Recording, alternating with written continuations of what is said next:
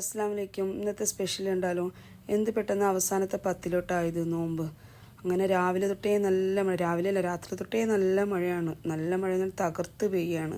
ഞാൻ പിന്നെ ഇന്ന് നേരം വൈകിട്ടാണ് കിച്ചണിൽ കയറിയത്.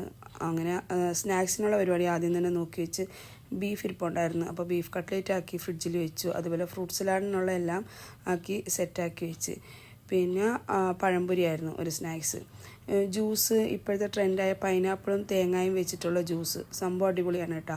പക്ഷേ തേങ്ങ നമ്മൾ കുറേ മുന്നേ എടുത്ത് ഫ്രിഡ്ജിൽ നിന്ന് വെളി വെക്കണം, അല്ലെങ്കിൽ ഫ്രഷ് തേങ്ങ തിരികെ ഉടനെ തന്നെ പൈനാപ്പിളുമായിട്ടിട്ട് അടിക്കണം. നല്ല ടേസ്റ്റാണ്, ഒരു വെറൈറ്റി ടേസ്റ്റ്. പിന്നെ ഫ്രൂട്ട് സലാഡ് ഉണ്ടായിരുന്നു, അതുപോലെ കഞ്ഞി, നോമ്പ് കഞ്ഞി ഉണ്ടായിരുന്നു. അതെല്ലാം കഴിഞ്ഞ് കുറച്ച് നേരം ഒന്ന് കിടന്ന് അപ്പോഴത്തേക്ക് അപ്പുറത്തുനിന്ന് നെസ്നെ വിളിച്ച് സജീറും ഫാമിലിയും വന്നിട്ടുണ്ടെന്നും പറഞ്ഞിട്ട് അങ്ങനെ നേരം ഞങ്ങൾ അവിടെ പോയിരുന്നു. കുറേ നേരം വർത്താനം പറഞ്ഞു. എല്ലാവർക്കും വിശപ്പ് കയറി. 2 മണിയായി. ഞങ്ങൾ ഇന്ന് അത്താഴം കഴിക്കാൻ വേണ്ടിയിട്ട് സജീർ പോയി ഫുഡ് വാങ്ങിച്ചിട്ട് വന്ന് അത്താഴമൊക്കെ കഴിച്ച് പിന്നെ എല്ലാവരും അങ്ങോട്ടും ഇങ്ങോട്ടും ഒക്കെ പിരിഞ്ഞ്. ചുമയൊക്കെ ആയിട്ട് മഴയായിട്ടും നമ്മൾ ഇന്ന് പുറത്തോട്ട് ഇറങ്ങാതെ റൂമിൽ തന്നെ ഇരുന്നു.